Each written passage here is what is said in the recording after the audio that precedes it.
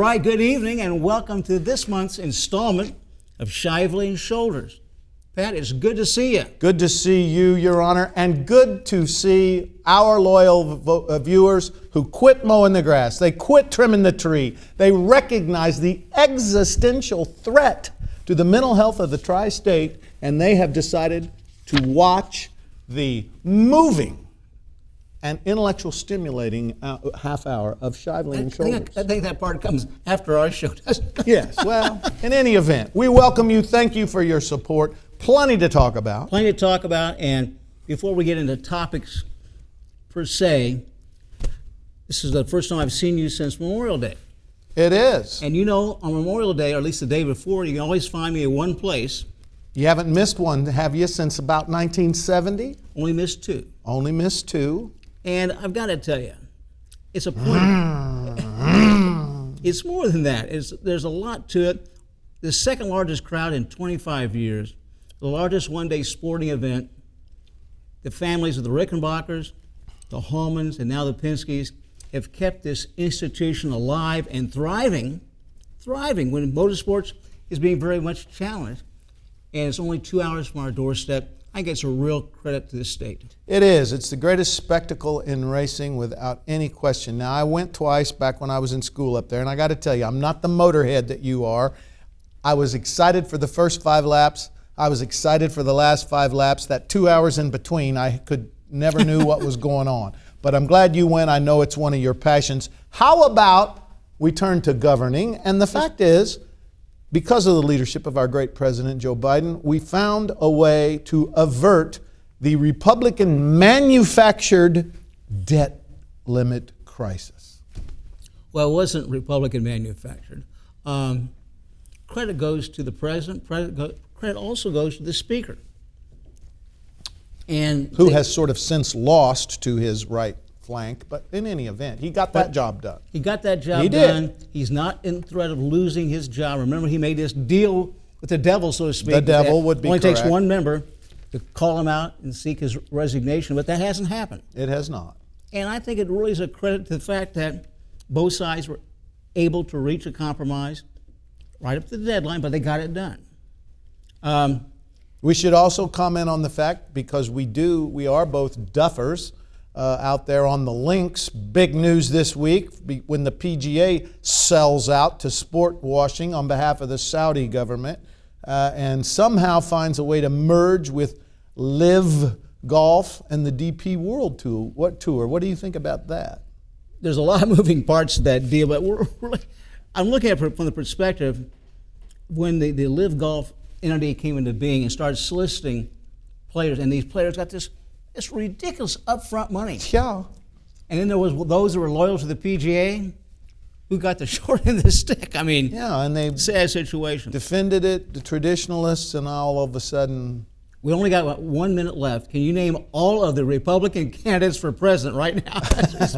No, but I think it's the dirty dozen. We should also mention just briefly the fact that the Supreme Court today found a way with a new sort of centrist coalition to uphold that part of the Voting Rights Act that says you cannot gerrymander out on the basis of race. Alabama, I believe, is the winner here. Alabama's the winner, but so is the American people. A lot of these pundits say, the Republicans, the conservatives want to do away with the Voter Rights Act.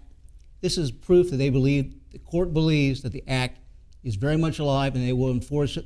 I think it was great that the Chief Justice and Justice Kavanaugh joined with the others in upholding that law. Joined with the 3 right-thinking people, left Clarence Thomas and Samuel Alpuco, and so Amy Coney Barrett sided with in the dissent, huh? That's too bad. We've got a great show today. You know, we brought you the new prosecutor. We brought you the new sheriff. Tonight, we bring you our newly elected commissioner. Justin Elpers, new commission member, is next. On January the 1st of this year, the majority switched on our Vanderburgh County commissioners with the election of Justin Elpers, a former Vanderburgh or Evansville City Council person, took the seat that Jeff Hatfield had occupied and switched the majority from 2 Democrats to 2 Republicans. We welcome Commissioner Justin Elpers to the scene of Shively Shoulders. Good to have you. Thank you for having me. Tell us, first of all, our viewers think they know you, but tell us about growing up and who you are. Born and raised in Evansville, and went to high school at Mater Dei, and then went on to get my teaching degree at USI, and spent 14 years in teaching. Now, you went to Mater Dei. Does that mean you grew up on the west side?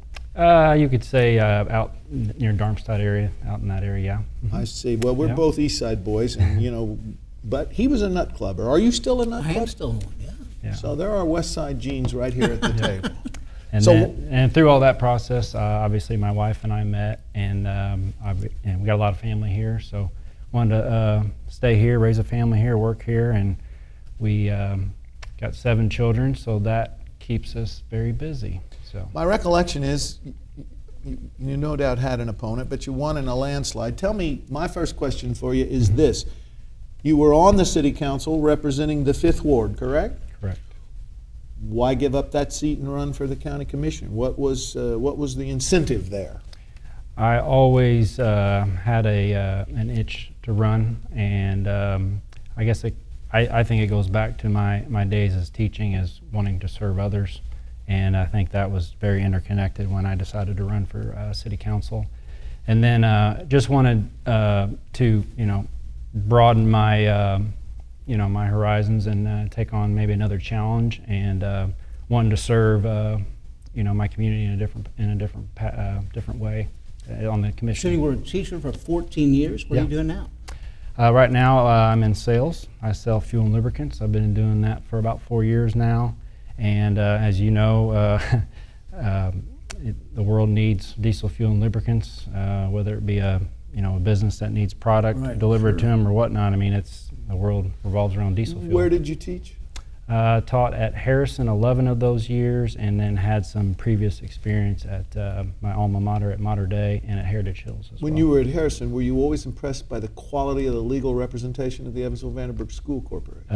Top notch. Top notch. Top notch. You got 2 yes. Harrison grads sitting right here. Suspect. Yeah. So you went from a legislative body, city council, Right. to what is now primarily an executive That's branch both. of government. Well, that's the A little reason it- about Indiana government, because the commissioners are a executive and Right. legislative branch. It's very unique because Yeah. there's a lot of similarities from going from city council to the Right, commission. right. So, for example, similarities would be we still vote on zonings.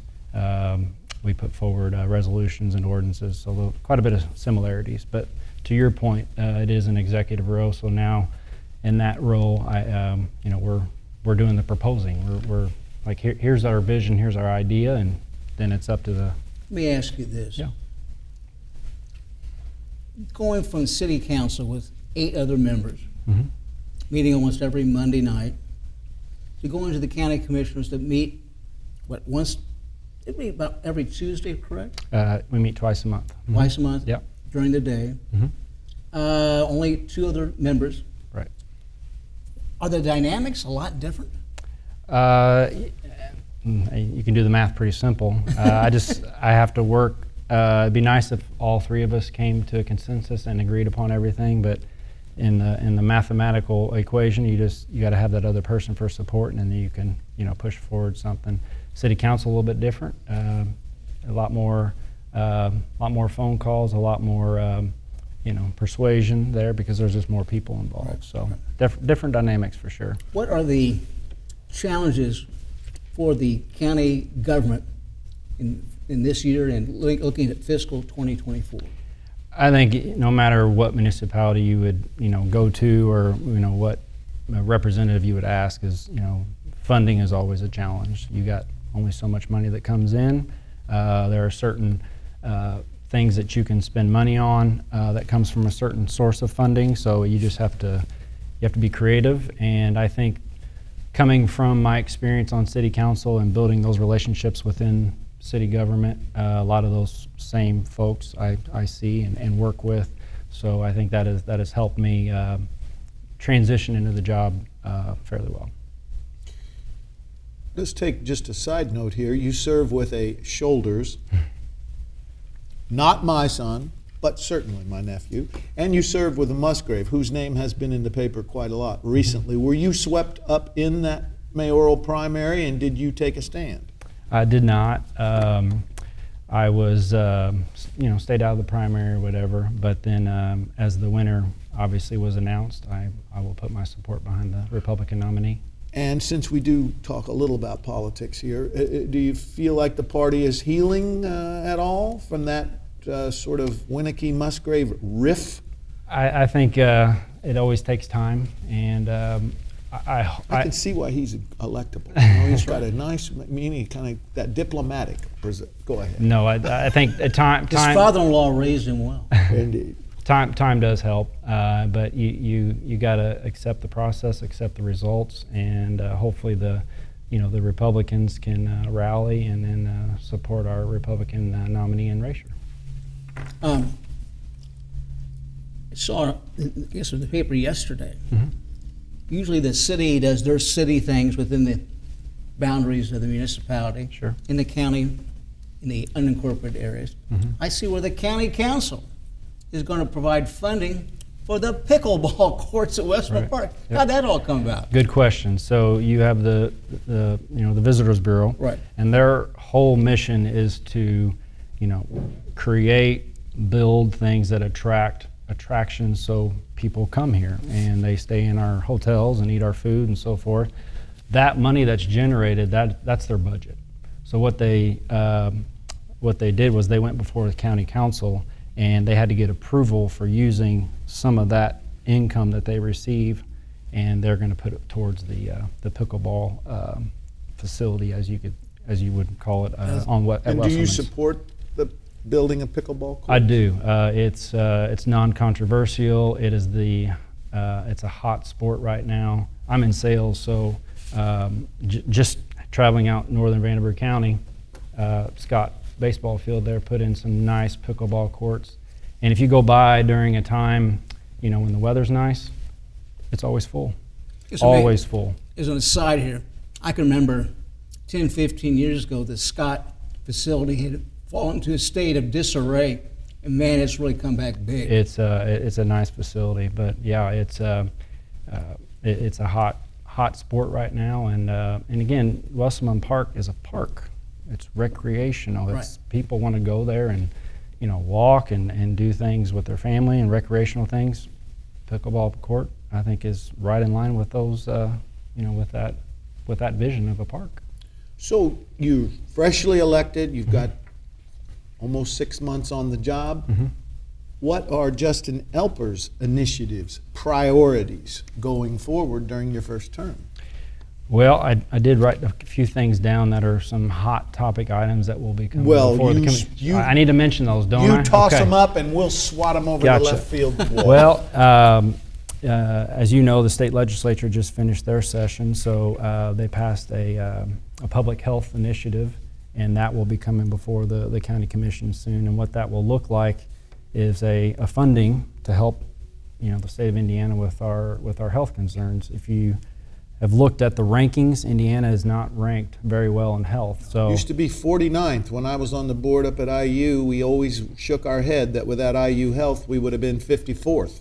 And there's only 50 states. Right. So I think we've maybe come down 48. But Yeah. anyway, I think it's by September 1st we either have to opt in or opt out as commissioners. So that'll be we'll get some more information on that, and then Just explain opt-in or opt-out. Opt-in or opt-out to what? The opt-in. funding? Exactly. Yeah. And what are the strings that are attached? I don't have them all in front of me here, but there are Big picture. Big picture. What I understand so far is we have a great health department here in Vanderburgh County, and essentially that funding will come in and it'll only allow our health department to be better. It'll give us more funding for employees, for administering, all the things that they do. So I haven't made any, commitment yet, but it looks very positive. But doesn't Vanderburgh County give up a little bit in terms of autonomy if you come under a state funding situation? That could be a concern. I understand there's some people out there that probably feel that way, but from what I've read and understand is that the municipality has all the local control with that funding. Great. Yeah. So, and then I would say the other hot topic item, and even during when Suzanne Crouch was visiting here, Tara Barney mentioned that during the meal at the end, she said the airport. And you guys probably have heard in your circles, there's been some flights that have not been renewed, and one specifically would be the one in the area north of here with Chicago. So as we speak right now, there's been a lot of discussions about putting together an incentive package to go approach those airlines to bring those core flights back to Evansville. It's very disappointing too when you see in the news that Owensboro just added at their airport a flight to Chicago. Okay. And we lost Chicago Air Service. I'm glad to see that as a priority. I'm glad you're on top of it. Yeah, I think I feel it's very warm in getting to that goal, and I know there's been a lot of good discussions with surrounding counties who are willing to have some skin in the game and help with this endeavor. So health department, airport and flights. What else are you thinking about? Got to mention roads. Don't county commissioners always talk about roads? I would not be in an interview and be as a commissioner and not mention roads. Almost every meeting there is some sort of bid or contract, and a road is going to be milled and resurfaced. Almost every one. And then, as you probably know, a lot of department heads will come to meetings and so forth and ask for requests. So almost every meeting, roads and requests. Is there any kind of master plan you could scoop us with here? I can remember when the Lynch Road spur was talked about. Now it's out there, and it's a wonderful thing, ties together two ends of the county. Are there on the drawing board kinds of things that we're going to look at? With improvements to roads? In transportation and the interconnectedness of the county. Right. I would lean on the meetings that have been happening with the Lloyd Expressway. There's going to be a lot of change there. That's going to be big time change. Yeah, with certain intersections. So I think we'll see a lot of improvement with the flow of traffic. Exactly. Yeah. And the engineers that I've talked to have a lot of creative ways. That's their job, and keep traffic flowing. Well, let me ask you, suppose we're on roads. Yeah. A road that I travel frequently, North Green River Road. What are they doing on? What the heck are they doing out there? They just opened the thing up, then they had to shut it down because there were problems. Right. It surfaced shortly after it opened. Now they are down to one lane for an indefinite period of time. What the heck's going on? I want my commissioner to tell me what's happening. There is the construction of a trail there, so that will be a pedestrian. Yeah, that's on the I believe the west side of the road there. So a lot of neighborhoods out there, along with the Deaconess Sports Park, with this trail.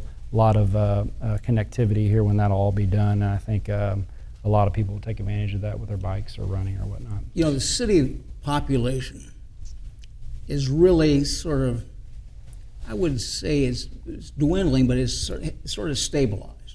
Not much growth, but the growth in population and housing in the county is phenomenal. And that drives all these road projects, which leads me to another question concerning prospective projects. Boonville and Harmony Road. There was talk several years ago about widening it all the way to 41. Okay. From, I guess, Green River all the way to. Is that still something people are talking about? Already in the process, and that I'll include that. Also, there's going to be some major improvements on Oak Hill Road. But to your point on Boonville and Harmony, the improvements and the expansion will be from North Green all the way up to the Hornet's Nest there. So so we'll see improvements on that road as well. So there you go. When he talks about the city sort of dormant and the growth in the county, it certainly reawakens in my mind a dead, buried idea that we are one of those counties that doesn't need county government and city government, that like Marion County, we ought to have Vandigov, Unigov, some kind of merged. Is there ever going to be any air blown into those dead lungs? That was a lot of talk prior to my. Sure, it wasn't even an issue in your race. Yeah, so don't know a whole bunch about that. I think it's kind of a dead issue right now, from what I understand with talking with others. So it's important though that we have good representation versus with county and city. So until then, I don't think it's a. Let me ask, in this last dust-up primary, we heard, and we hear it nationally a lot, the word crime. Mm-hmm. Now, you're not the sheriff. He was here the last month, but the fact is you fund things, or you all are certainly representing the people in the county. Is that something our county commissioners talk about, can do anything about, or are you hearing about, is increasing crime statistics?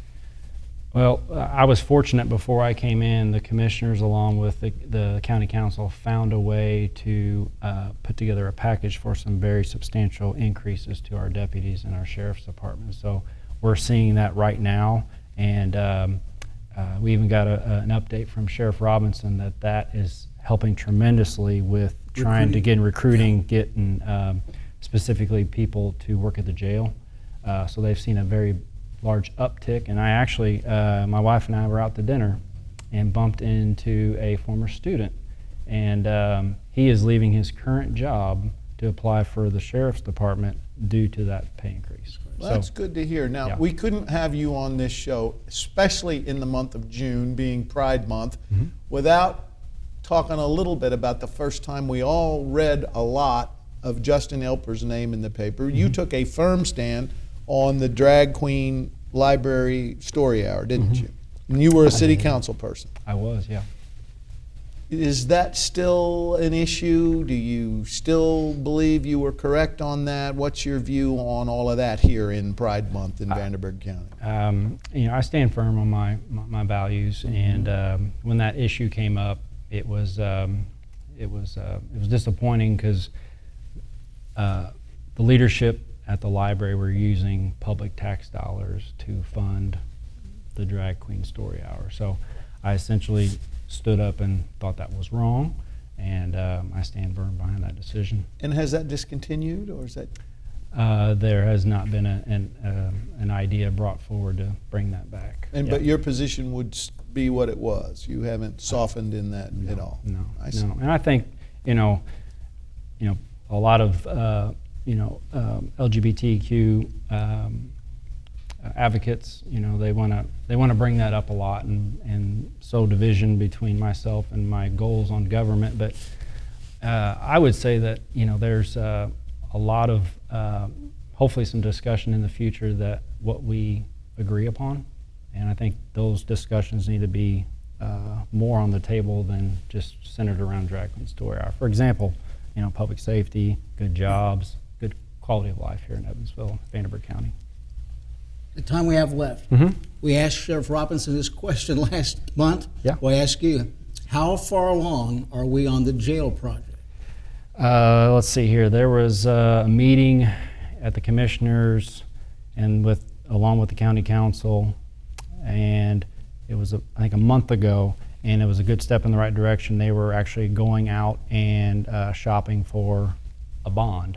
So I think that's the first step in the right direction. You gotta, we're gonna have to borrow the money and find the fund to pay for it, but that is a step in the right direction. We also saw in the commissioners meeting some renderings of how Robinson adjusted some of the jail architecture or whatever. So it's a public safety issue, and then we got to keep the people that should not be on the street. But also, I think Sheriff Robinson is, moving forward with this public health section of the jail, and that will be an added resource for those inmates. Yeah. All right. So in our final 20 seconds, and when you're on the show in 3 years from now, how will we look back and know that the county's better because Justin Elpers is a county commissioner? I would say that I take great pride in my community. My family lives here, and I want it to be a great place to live and work. And if somebody calls me or emails me, I pick up the phone and I try to take care of it and find a solution. Great. Yeah. Justin, thank you so much for being here. Appreciate you having me. All right. Yeah. You bet. Glad to have Yeah. you. Onward and upward. That's right. We And, come back. and don't bother that Shoulders kid. He's got, When we come back, I'll have one last shot at Patrick. Well, Pat, that was a great guest. Nice to see young people taking the helm. The two top people vying for the president in their 70s and 80s. It's nice to have a young man at the helm of our local government. Have you noticed a pattern here? Every one of these people that we've interviewed, they're all younger than us, Your Honor. Doesn't take much. No, you're exactly right. You know, JFK said the baton of leadership was passed to a new generation. Exactly. And I feel pretty good. He and I aren't going to agree on every issue, but he presents himself well. He has a conscientious, solid feel for the community. He wants it to be a better place. And I tell you one thing, what we're seeing in local government, at least I'm seeing, is a lot less partisanship. City and county officials working together. And that was one of the positive byproducts of the COVID experience. We all had to work together, and I think Justin sort of exemplified that approach to government. And he created a vacancy on the city council, which has been filled by a legacy-type family once again. Right. David Kaler offspring, as I recall. We grew up with him in politics, didn't we? Exactly. Makes me feel old, Your Honor. Well, you look great. Thank you. We'll see you next month. Take care till then.